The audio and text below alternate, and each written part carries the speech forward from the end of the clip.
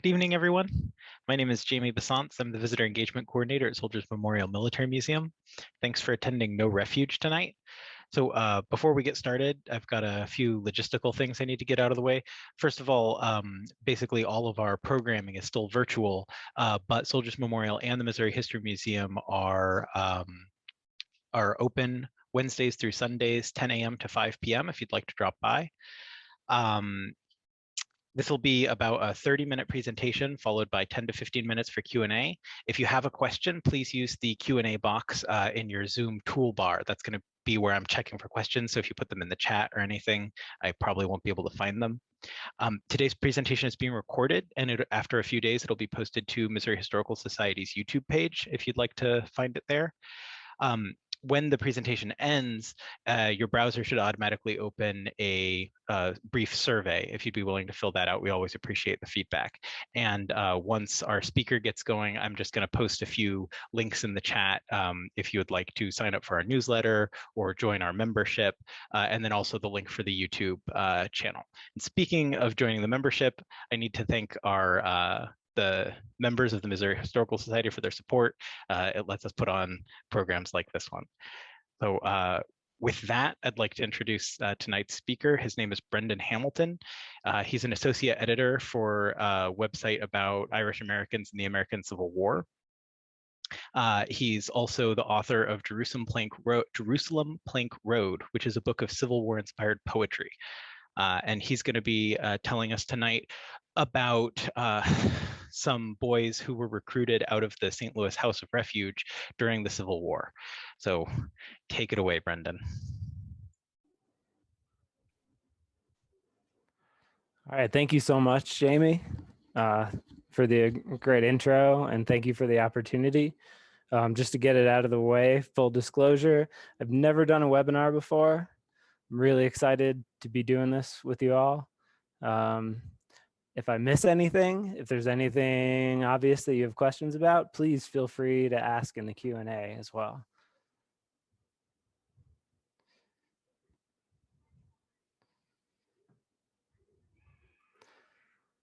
All right, so we're talking today about the Civil War enlistment of underage inmates from the St. Louis House of Refuge. And the photograph you see in the background is a photograph of the House of Refuge from 1894. It was built on what was then the City Commons in St. Louis. It's the present day site of Marquette Park. Now, this was a county-run penal institution for juvenile offenders. It was established at the direction of the state of Missouri in 1855. Around that time, there were reformatories like this being established across America. The first was the New York House of Refuge. It was first set up in New York City, in Manhattan proper. The inmates themselves actually burned it to the ground in the 1830s, and then they moved it to Randall's Island out in the East River. American institutions for juvenile offenders at that point were being set up based on the English model. And prior to that, basically, if you were a juvenile and you were convicted of a crime, you generally just be thrown into a prison with the adult population. Obviously, that had huge problems. So these reformatories were set up as part of a movement of progressive reforms. The idea was to give them a space of their own, to get these kids off the street, to give them proper education and vocational training. But the whole system had some really severe flaws. Famous American biologist and researcher Alfred Kinsey later said that if an evil genius were intent on creating an abnormal environment designed to check wholesome development, he might dream up of systems like these. So at the St. Louis House of Refuge, inmates received classroom education under some fairly rigid discipline. They also were employed as contract laborers, caning chairs and manufacturing shoes. And the contract labor system was justified as a means of teaching them job skills, instilling a work ethic, and providing them career opportunities for when they left the institution. The downside, though, is that there was often abuse at the hands of the private contractors and overseers, because essentially these boys were being used at a fraction of the wages of normal workers by for-profit companies. On top of all of that, there were really harsh punishments that were employed in these institutions. In addition to physical punishments like whipping with a leather strap, there was also solitary confinement.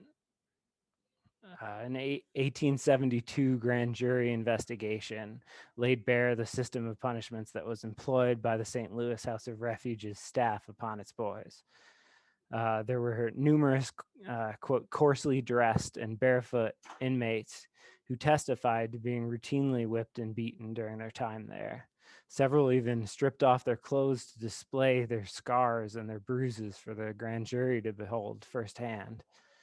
In addition to those corporal punishments, the witnesses also recounted to being subjected to solitary confinement in the house's 4-by-9 foot, windowless, unlit, and poorly ventilated cells.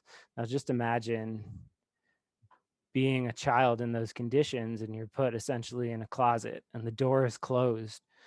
And the only light you have for days on end is the cracks in that door. There was one boy who was confined in solitary for 10 days. And he testified that 3 of those 10 days were spent without anything to eat or drink. And on days that he was actually fed, his diet was limited to bread and water. And those punishments could often come for infractions that seem as minor today as opening one's eyes during prayer time, or talking during class, or doing unsatisfactory work in the workshops. So there were a number of different avenues of release, of ways to get out of this system for these boys. They could be returned to the custody of their parents or of their original parents or guardians. They could be indentured. Often they were sent out to farm families to work and help those families on the farms. Sometimes there were terrible abuse in those situations. Other times they found new surrogate parents, essentially, too, who took them in as one of their own. They could be transferred to other institutions like orphan asylums. Escape was a major means of getting out that a lot of inmates took or attempted to take, but a lot of them ended up arrested and readmitted again. And then the last one is military enlistment. We're going to talk about that more in length. So, reformatory enlistments. Enlistments in the military during the Civil War were basically allowed from most reformatories across the country. And those reformatories were mostly in the North, but also in New Orleans, there were inmates who were enlisting in the Confederate military. It was similar, again, America was taking cues from the British. And at that time, in reformatories in the UK, inmates were allowed to enlist in the British Army at that time. Larger institutions like those in New York and Massachusetts enlisted hundreds of their male inmates directly into the military. In the St. Louis House of Refuge, it was actually only 5 who went directly in. Now, there were numerous rationales that were used for why they allowed boys to enlist directly. Number one was the willingness of the boys to enlist. Fervor for the war effort was pretty universal and reached all different corners. And boys were really willing to sign up and go for a number of reasons. The institutions also felt that military service was good for their moral and ethical development.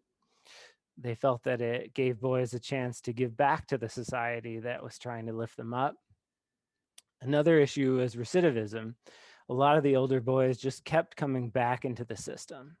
So there was an idea that it was a way basically to do something with them rather than seeing them keep committing crimes and keep coming back into all of it. And then lastly, you had a lot of financial opportunities, especially late in the war. There were high bounties or enlistment bonuses offered, and they saw these as opportunities for these boys to start anew. It's important to note that because the House of Refuge was able to act as legal guardians, what's called in loco parentis, for these boys, these enlistments were often made without parental consent or sometimes even the knowledge of the parents or of the original parents or guardians of these boys. There were correspondences kept between the institution and the boys, and sometimes with their officers as well. They kept touch during the time of their enlistment.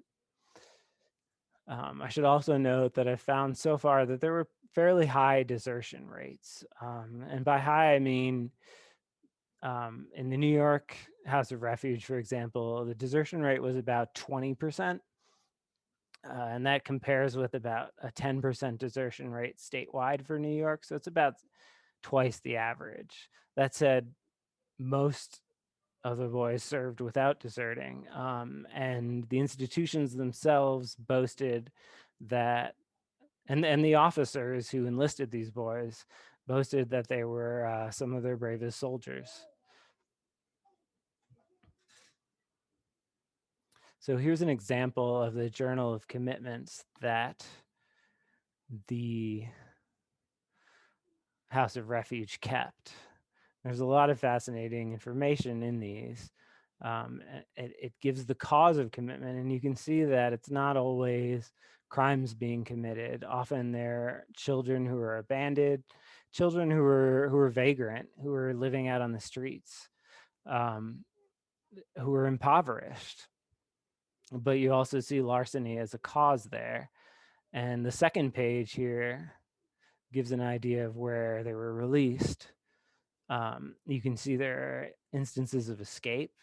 You can see that some of these boys are being transferred to other institutions, boys and girls, I should say. The St. Louis House of Refuge admitted both. You can see there are 2 children there who are transferred to the Soldiers' Orphan Home. So the war itself resulted in a certain influx of admissions to the House of Refuge. And it's interesting because the House of Refuge itself was also being used at the same time as a hospital for wounded soldiers during the war. But you also had children who were being admitted because they were made orphans because of the war. And you also have an example on here of a deserter who was who was sent to the military to be handled with by military authorities. So I'm just going to go over starting out just the first 2 enlistments that were made directly from the St. Louis House of Refuge. Now, it's important to note that there were many former House of Refuge inmates who did end up in the Civil War service. I'm just focusing today on those who were enlisted directly from the institution. Now, the first of those was Jacob Whaley. He was enlisted in July 1861 as a private in the 8th Missouri Infantry, the American Zouaves, they were called. The picture on the right and the photographs of soldiers I'm going to show are not actually pictures of these inmates. As far as I could tell, I was unable to find any actual photographs, so these are just for illustrative purposes. This is a different soldier from the 8th Missouri Infantry, and he has a semi-Zouave uniform. If you notice, his jacket has these red accents called tombeau that were influenced by the Zouave trend that was sweeping the country, that were inspired by the French Algerian styles. Jacob Whaley was enlisted between the age of 14 and 15. He survived multiple battles and campaigns, including Fort Donelson, Shiloh, and Corinth. He deserted at Memphis, Tennessee in November 1862. The second inmate enlisted was Joseph Hughes. Now, Hughes was enlisted in October 1862 as a drummer boy. He was 16 when he enlisted. He deserted so quickly, he was never even assigned to a particular unit. Again, for a number of inmates across the country, military enlistment was just a means to try to find a way out of their institutions. So the first opportunity they could find, they ran and tried to get freedom.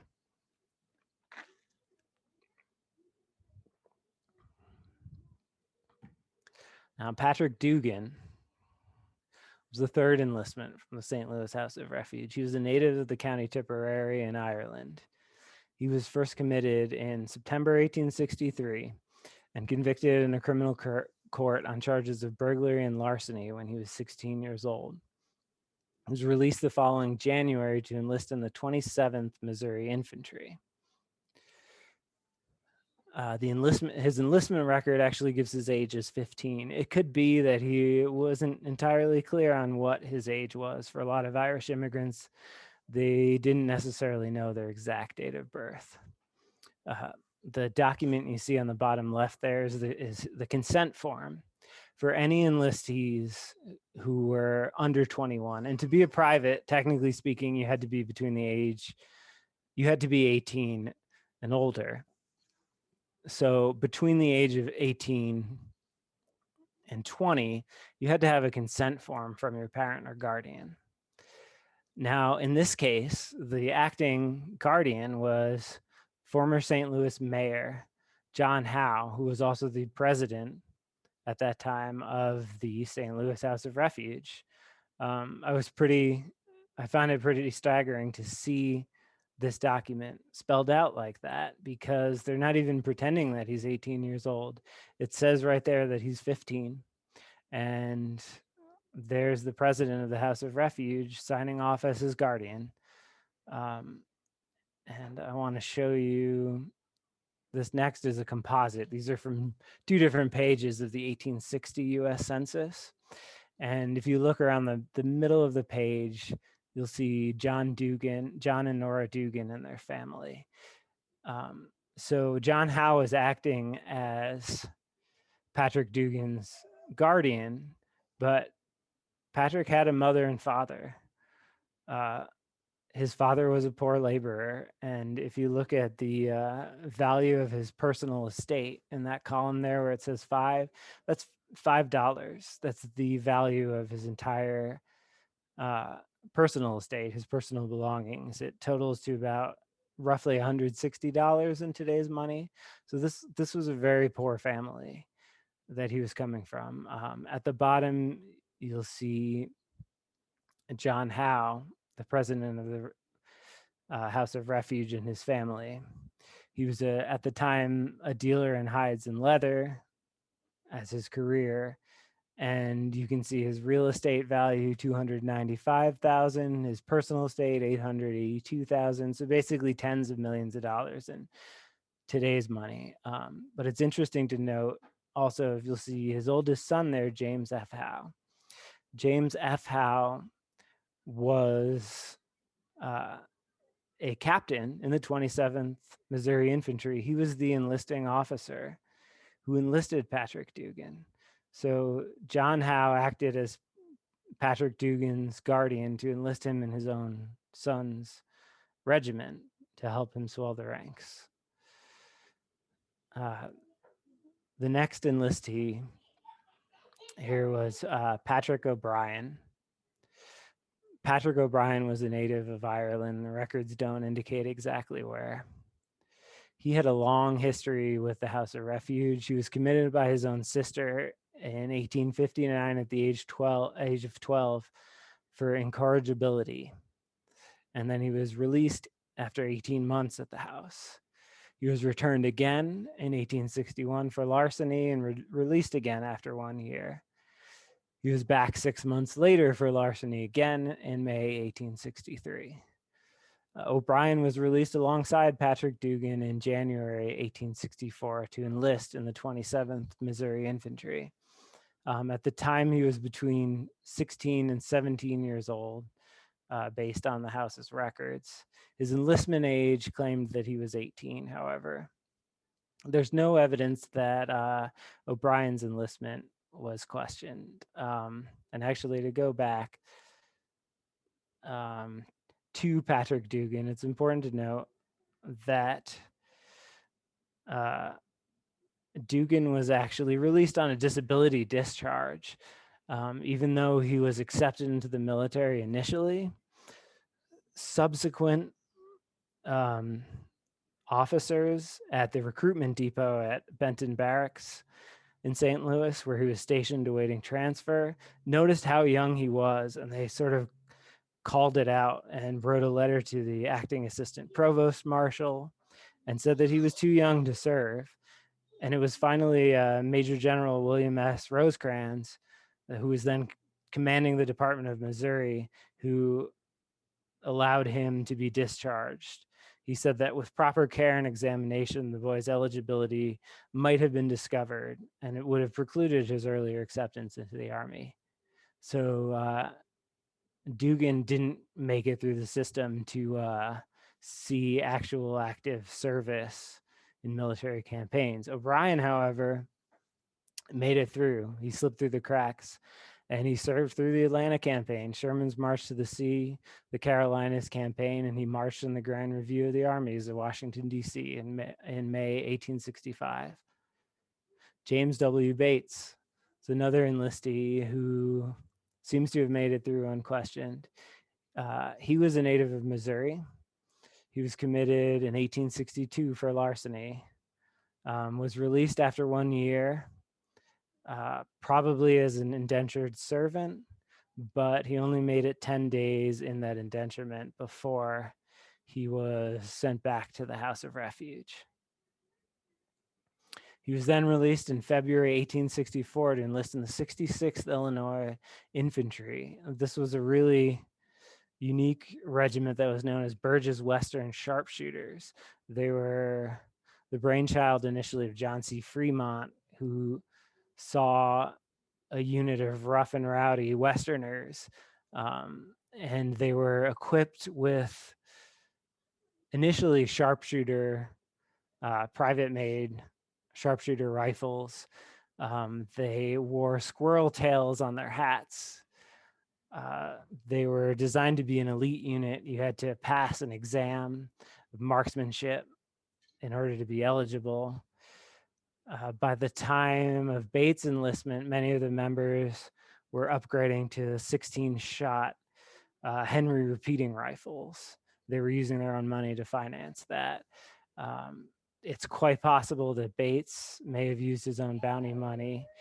He and O'Brien received bounties for their enlistments, so he may have put some of his own money to getting a Henry rifle. He was 15 years old at the time that he enlisted. He also served through the Atlanta campaign, the March to the Sea, the Carolinas campaign, and would have marched in the Grand Review of the Armies. And at the bottom of the screen there, you can see a little screenshot from the 1860 U.S. Census, and it shows his mother, Mary Bates. Again, they have she's a Virginia native. She has a total property value of $10. You can see James, JAS. It's kind of hard to make out, but he's the fourth row down.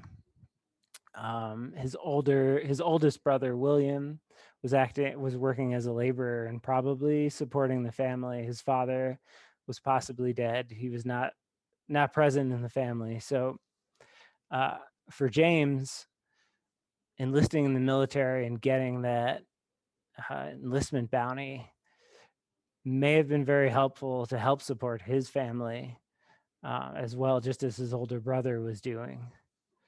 For a lot of enlistees from the reformatories, they were helping support their families.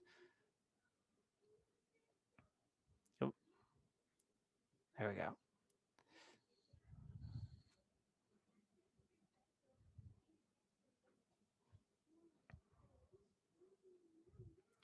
So I wanted to finish out with a letter from a young reformatory inmate named John Dugan. I don't know if he's related to Patrick, but couldn't find any letters from the St. Louis House of Refuge inmates. But the following two letters, I feel like, illustrate a lot of what these boys went through. So Dugan was the son of Irish immigrants. He was an orphan. He was committed to the Ohio State Reformatory, or it was also called the Farm School or the State Farm, for larceny. And then he was discharged in 1861 to enlist in the 17th Ohio Infantry when he was 17 years old.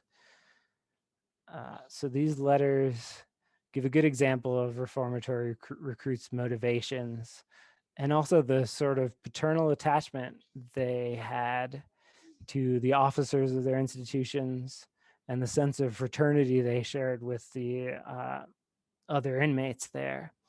In this case, the superintendent was G.E. Howe, who was in charge of the reformatory in Ohio. It also illustrates the knowledge and involvement of the military officers in these enlistment programs.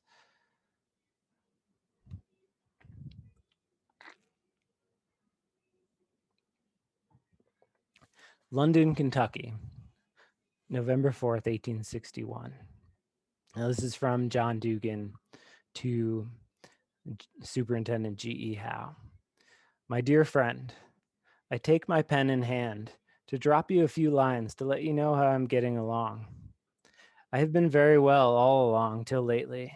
I have a very bad cold, but I guess I will be able to do my duty in a day or two. I hope when these lines reach you, they will find you all well. I'm very thankful for what you and your wife have done for me while I was there with you. I want you to write me very soon and let me know how you are getting along. I have seen several of the boys in the Army. Tell the boys on the farm that wanted to enlist so badly, if they knew how it goes to carry a knapsack all day, they wouldn't say any more about going.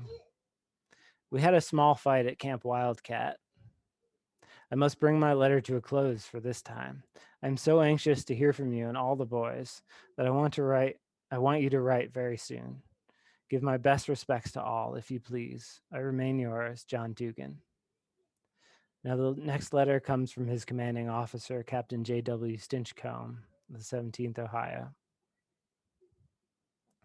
John Dugan, Company B, 17th Ohio Volunteers, USA, died of abscess in the head at the hospital in Danville, Kentucky, between 16th and 22nd of February, 1862.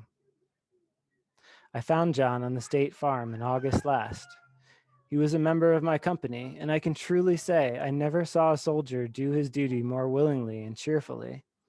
At the Battle of Wildcat, 40 of my company were thrown in the advance 1/2 mile to the brink of the hill, occupied by 3 companies of the 17th, and one of the 40 was John. This brought them within 250 or 300 yards of the enemy when the first battle was fought. And whilst the battle was raging, the enemy changed his position so that his balls passed over the heads of our boys immediately engaged and fell thickest where Dugan was stationed. Yet I am told by Lieutenant Ashbrook, who was passing around to see his line, that Dugan was one of the few who sought no cover, but there he stood on the edge of the rock that overlooked the deep vale below to notify his comrades of the first approach of the enemy. He even threatened to shoot a member of another company for falling back and getting behind a tree. He was left behind at Danville in the hospital when we went to Somerset. But on learning that we were about to have a fight there, he reported himself well to his physician, who, knowing his disease, refused to discharge him. John deserted the hospital at 4 p.m. and at 6 p.m. next day joined his company, having carried his knapsack and gun and made 43 miles, passed over 100 well soldiers on the way, found us drawn up in battle line, expecting an attack. I shall never forget the determination of that noble boy as he reported himself to me for duty and fell into line. I ordered him to quarters, feeling satisfied he was unfit for duty, but when he looked up and said, quote, "Captain, I come to fight," I let him stay in ranks. The morning we started to Mill Springs, he was determined to go, although he had scarcely been able for several days to hold up his head. And when I told him he could not be permitted to attempt it, with a tear in his eye and sorrow, deep subdued sorrow depicted in every emotion, he remarked that, quote, Mr. Howe had told him he must always be in the fight. And quote, I want to go. He got onto the portico and watched the regiment until it was out of sight. And I'm told by the boys at the hospital that he paced the portico back and forth nearly all day. And at every boom of the cannon, he would stop, turn towards the report, listen for a while, then start off again. Friend Howe, by some means, had taken a deep hold on his affections, and his lessons were never forgotten. I found him a stranger, and yet 6 months had given me such attachments for him that I confess I cannot pen his death without tears. I want Mr. Howe to write his parents if he knows where they are. I have said this much about him, as I knew him to be a stranger except to the State Farm boys, and for their encouragement, I have given them a short history of his conduct while with me. I am unable to tell you the day on which he died, as the boy who brought the news did not know. I am yours truly, J.W. Stinchcomb. With that, I want to thank you all and open things up for questions. Thanks, Brendan. So yeah, as a reminder to our audience, if you do have any questions, please use the Q&A box in the bottom of your Zoom screen. That's going to be where we're looking for them. I also, before we get to questions, I wanted to link the blog that I mentioned before. Brendan is a contributor and editor for this blog that I've just put in the chat. If anybody's interested in learning more about the topic, you might be able to find something there. So our first question, what an incredible letter. Was G.E. Howe related to John Howe? Oh, sorry, Brendan, you're muted. Thank you. That's an excellent question. As far as I could tell, they weren't related. But be interested to dig into that more and know how G.E. Howe spelled it H-W-E. And the other Howes were just H-O-W. Okay. But that's a very good question. For a lot of these institutions, they were certainly in close contact with each other and visited each other on the regular, so it's possible. Okay. I had a question. You might have mentioned this, and it just fell out my other ear. But was the St. Louis House of Refuge a privately run like charity, or was it run by the state or the city? Oh, so it was run by the county, by St. Louis Okay. County. It was set up though by the authority of the state. It was a little unusual in that way. Most of the reformatories were state run. The state of Missouri set it up, but left it to the county. It was really interesting. It sounded like it was kind of part of the criminal justice system that you could get sent there as like a punishment, but then also, one of the boy's sisters was just able to kind of bring him in and be like, well, he won't behave, so here he is. Yes. So that was kind of interesting. Yeah, and for a lot of those institutions, you can see that where there were families that had repeat problems that they could turn in their own children essentially to these institutions. Yeah, really interesting. Another audience question. You may have answered this in the beginning, but how old were the youngest and oldest boys at the House of Refuge? The youngest that I've seen on record were maybe 6 or 7 years old. The oldest, they tended, at least during the time of the Civil War, to be around 16 or 17. By their charter, they could let in anyone initially who was 16 or younger, but they had the authority to keep them up all the way until the age of 21, potentially. Oh, wow. But at least at the time of the Civil War, I didn't see that happening very much. Usually they wanted to let them out around the age of 16. Other institutions, though, did often leave them longer. And so it's kind of interesting. Our idea of minority sort of stems from the English common law system. But in English common law, there were sort of steps toward full adulthood. We still see that today, like with the drinking age and the voting age and such, there are these steps. So in America at this time, anyone under 21 wasn't at full adulthood. But still there was a certain authority at the age of 18. And that's why you see, for example, in the military where you could enlist at 18, but if you're It under was 18 21, at you the still time. Okay. need, right? But you still need parental consent, technically Okay. speaking, especially in the far West. In Missouri and Colorado, you often see examples of older teenage boys who are enlisting who are out West without parents. And so in lieu of a consent form, the recruiter might just say, this boy takes care of himself. And as long as they're Hmm. shown to be independent, then that's enough for the recruiters. So, so the legal expectation was that you had to be 18 to enlist, but Yeah. it kind of seems like there was some normalcy around 16-year-olds. One of the boys, I'm not remembering his name, the 15-year-old was kind of caught out at Benton Barracks, and they said, well, he just looks too young.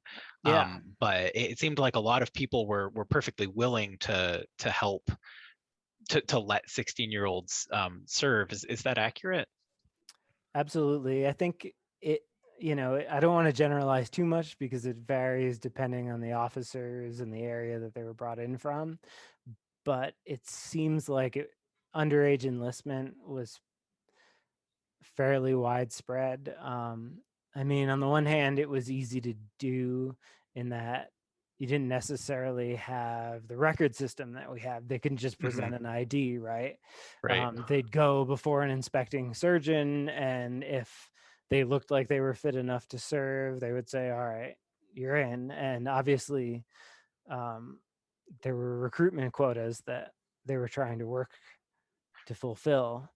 But there are plenty of instances of boys from the reformatories being turned away. And in a lot of those, the institutions themselves allowed them to enlist again, like the Western New York House of Refuge in Rochester. They sent a crop of about a dozen boys to enlist in the 6th United States Cavalry. And the recruiters turned most of them away and said, you're obviously underage, you can't come in. And the staff of the House of Refuge there just led them to a different regiment, and they ended up in I think it was the 3rd New York Cavalry instead. Wow. The volunteer regiments versus the US regulars tended to be a little bit more lenient. It's hard to imagine looking back from today that level of standardization or professionalism that you could just kind of find a different officer who'd have a different approach. That's Yeah. really hard to imagine. Another audience question, where was the House of Refuge located? It was located, I think, where Marquette Park in St. Louis. At the time, it was at the edge of the city on like city commons. Um, let me double check that real quick. Is there anything kind of marking the spot today that people would be able to find or might know? That's a good question. As far as I could find, there isn't. Okay. And so Marquette Park is, let's see. I'm just looking up the address real quick just to.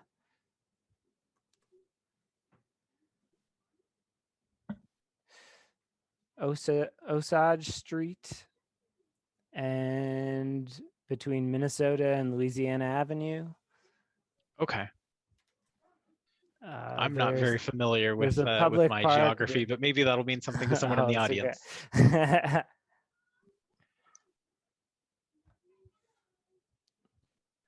Well, I So have not been there personally. zooming out from this specific topic a little bit, something that we talk about at Soldiers Memorial is Franz Siegel and the drive to recruit German Americans from the St. Louis area. There were, German language posters and all kinds of things like that. Do you know if there was a targeted effort to recruit Irish Americans like as an ethnic group?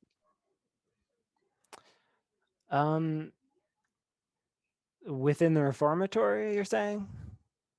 Or Um, just in... or more widely. So I mean, I believe there was in Missouri, and actually the commander of the 27th Missouri Infantry was a man named Thomas Curley, who was a native of the county Roscommon in Ireland. So that may have been part of what attracted those Irish immigrants into that regiment. Okay. And I think that there were those efforts within the Irish community in St. Louis to join certain units in common together. Actually, the 23rd Illinois Infantry, I believe, had a contingent of soldiers from St. Louis, and they were specifically an Irish regiment. They called themselves the Irish Brigade of Chicago, but they were an ethnic Irish regiment, and they were recruiting in St. Louis as well. Interesting. Well, I may wrap up there unless there was anything that you wanted to add, or if any other audience questions trickle in at the end here. Oh, sure. All right. Well, thanks to you, Brendan, for telling us about this tonight. Thank you to everyone who tuned in. As a reminder, when you close out of the webinar, your browser should automatically open a survey. If you'd be willing to take a couple minutes to fill that out, we'd really appreciate it. I also want to let you know that we put on a couple of these programs every single week. So the next one that's coming up is going to be on May 4th at 11 a.m. Minds United, the women's club movement in St. Louis. And then May 6th, 6:30 p.m., we have Flourish St. Louis. And Flourish, I think, is a nonprofit that promotes health in the African-American community in St. Louis through, they target maternal and infant mortality. So they do good work, and that's going to be a panel discussion on the 6th. So thank you, everyone. We'll see you in the next one. Have a good night.